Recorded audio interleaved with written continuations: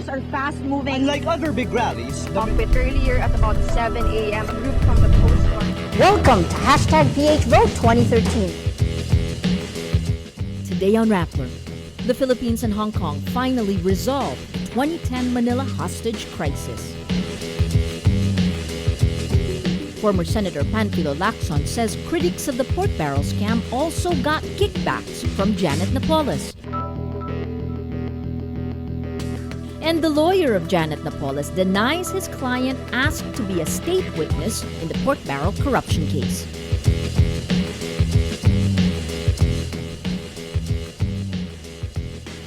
Hello, I'm Maria Ressa. Welcome to Rappler, your social news network. The Philippines and Hong Kong finally resolved differences over the 2010 bus hostage crisis in Manila. 8 Hong Kong tourists died in this mismanaged rescue attempt. In February, Hong Kong imposed sanctions stopping visa-free entry for Philippine officials after its demand for an official apology from Manila failed. With the agreement, these sanctions are now dropped. On Wednesday, the Philippines and Hong Kong issue a joint statement saying the 4 demands set by the victims' families have been resolved. Still, the Philippines does not issue an official apology. The statement says the Philippines, quote, expresses its most sorrowful regret and profound sympathy and extends its most sincere condolences to the families. The Philippine government will also give an additional token of solidarity to the victims' families. Manila Mayor Joseph Estrada left for Hong Kong Tuesday with an undisclosed sum of money. The lawyer of Jaene Zaplan says his client is not demanding to be a state witness in exchange for her testimony on the pork barrel scam. In an interview with ANC's Head Start, lawyer Bruce Rivera says Napoles set no conditions for her affidavit when she met with Justice Secretary Laila de Lima.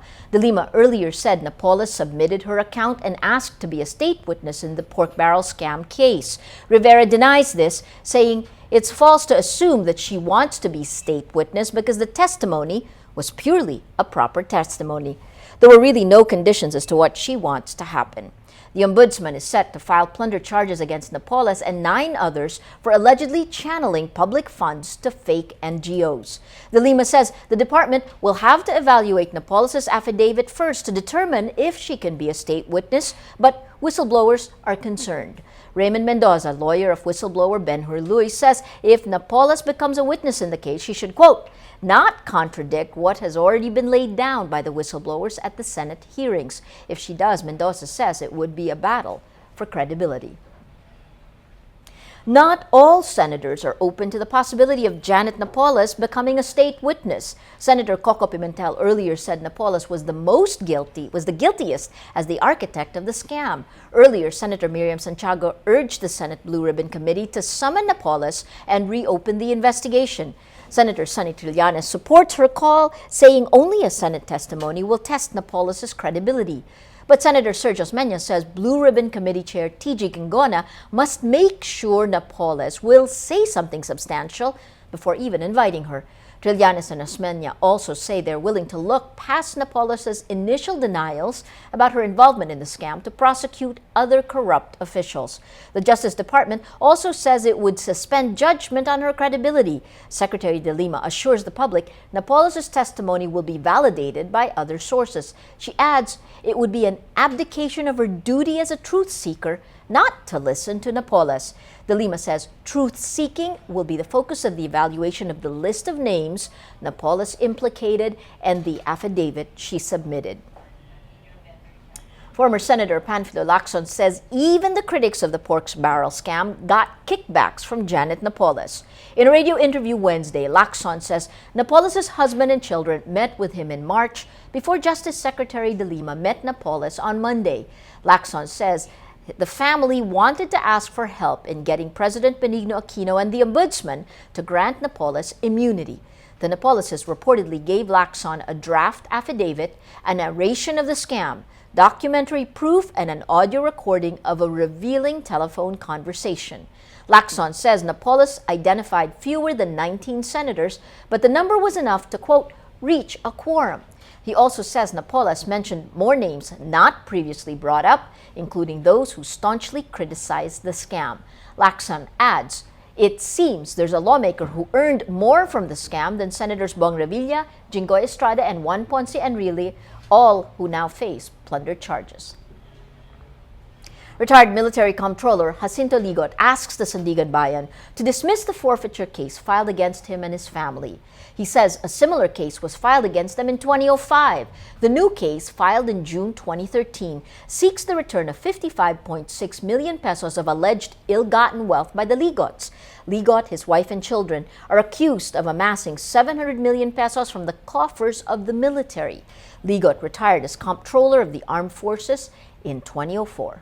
Philippine forces arrest a member of the Abu Sayyaf group tagged in the kidnapping of 21 people from a Malaysian resort in 2000.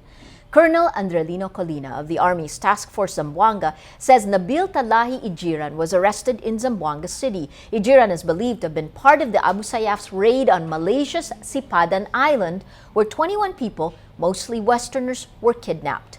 The hostages were brought to Holosulu and held for months until they were ransomed for millions of dollars. China signs the code for unplanned encounters at sea with the United States, Japan, and more than a dozen other Asia-Pacific countries Tuesday. The agreement would make sure miscommunication between ships at sea do not escalate into conflict. China is involved in a series of territorial disputes with neighbors in the South and East China Seas. Though there's no open conflict, military jets are frequently seen around the perimeter. Beijing may also be threatened by an increase in U.S. naval power in the region. Analyst Gary Lee describes the agreement as, quote, a mechanism towards de-escalation. With the Philippine economy doing better than expected, some international donors are starting to pull out. They think a better economy means more opportunities for the poor, but one NGO says the benefits have not reached those who need them most. Jen Cruz reports. Every day for the last 25 years, street children gather here in Luneta Park. Jude Natividad has been going to the mobile classrooms for the last 10 years. He is now 17. Nung kinausap ako ng social worker, nahihiya ako, in-invite niya ako papunta dun sa may kasama ng mga bata hanggang sa marami ako nakilalang mga bata. Tapos ayun, then the rest, araw-araw na ako umaaten, sinasali nila ako sa mga program nila hanggang sa na-improve yung skills ko. Jude got a scholarship to finish high school in Japan under the International School of Asia Karuizawa. Sadly, he had to decline the offer. Child Hope Asia lacked the funding to process his papers after international donors pulled out. Kasi nga dahil hindi nga kaya ng Child Hope na tustusan yung mga dapat na ibigay sa akin. Tapos kulang talaga sa budget. Napanghinaan ako ng loob. Child Hope Asia founder, 83-year-old Teresita Silva, dedicated her life helping street children like Jude. Silva says international donors scaled back financial support because the Philippine economy is doing well. The assumption is that a booming economy will create more opportunities for the poor. The benefits of economic growth in the Philippines are not yet reaching the poorest of the poor, So street children are very much part of the poorest of the poor. They live on the streets. Many of them are abandoned.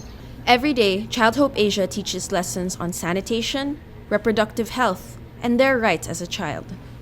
But now the group is forced to scale down. As you know, we have a street education program, as you can see here in the back.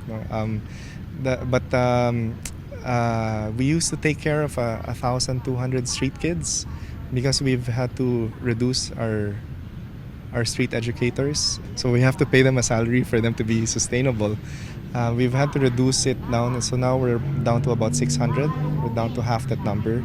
Jude dreams of finishing college and helping Child Hope Asia. Almost 10 years na po ako sa Child Hope. Gustong-gusto ko pong tumulong sa Child Hope bilang pagtanaw ng utang na loob sa Child Hope kasi hindi ko po makakalimutan ng Child Hope. Child Hope Asia is looking for ways to raise awareness on street child education. But with limited resources, the NGO is struggling to stay afloat. For children like Jude, the future depends on how much longer Child Hope Asia can remain financially viable. Jen Cruz, Rappler, Manila. Well, let's now look at Rappler's Wrap for today, a list of the 10 most important events around the world you shouldn't miss. At number 3, U.S. President Barack Obama leaves Washington, D.C. Tuesday for a week-long tour of Asia. His 5th visit to the region will take him to Japan, South Korea, Malaysia, and the Philippines next Monday. Obama will discuss security and trade issues, including a controversial Trans-Pacific Partnership, the TPP, the trade deal. At number 7, football club Manchester United fires its team manager David Moyes. Moyes was on his 10th month of a 6-year contract. The club's US-based owners were reportedly not satisfied with Moyes' management. A devastating 2-0 loss to Everton effectively blocked Man U from entering the Champions League. And at number 10, Nepal's government agrees to the demands of Mount Everest Sherpas, but many skilled mountain guides are considering a strike for the remainder of the climbing season. At least 13 Sherpas died after a deadly avalanche on April 18th. The incident prompted Sherpas to demand a welfare fund. Sherpas are employed as cooks, guides, and skilled ice doctors who prepare the route for hundreds of climbers. For the full top 10, visit Rappler.com's The Wrap. For our social media post of the day, here's an example of how a social media campaign can go wrong. The New York Police District started #MyNYPD, a call out for netizens in the New York area to post photos with NYPD officers using this hashtag. But it didn't quite turn out the way the NYPD expected. People started posting pictures of police brutality. The NYPD released a statement saying, "Twitter provides an open forum for an uncensored exchange, and this is an open dialogue. Good for our city." Every story on Rappler has a mood meter, which gives you 8 emotions to choose from. Click how you feel and your vote comes down to the mood navigator in the middle of the front page. That crowdsources the mood of the day. It also gives you the top 10 stories that have affected our readers and viewers the most emotionally. If you take a look, these 10 stories have gotten the most number of votes on their mood meter. Let's take a look at story that just happened a few hours ago. This one, Hong Kong, Philippines resolved the hostage crisis. You see 83% happy. This was a long time coming, but interestingly, 5% are angry. This story is about the preparation for the visit of U.S. President Barack Obama, a timeline on efforts to make the Philippines a U.S. state. Very mixed, 42% annoyed, 22% happy, 15% amused, and interestingly, 9% angry. That red, bringing out the mood of the story that's gotten the most number of votes in the last 24 hours. British man who loved the Philippines, killed in Cebu. You have 20% sad and a whopping 76% angry. That red, bringing out the mood of the day. Today, most people are angry. Well, that is Rappler's newscast for today, Wednesday, April 23, 2014. Visit Rappler.com and watch our newscast Monday to Friday. Tell us how you feel on our mood meter and help us crowdsource the mood of the day. I'm Maria Ressa. As we say at Rappler, tomorrow begins today.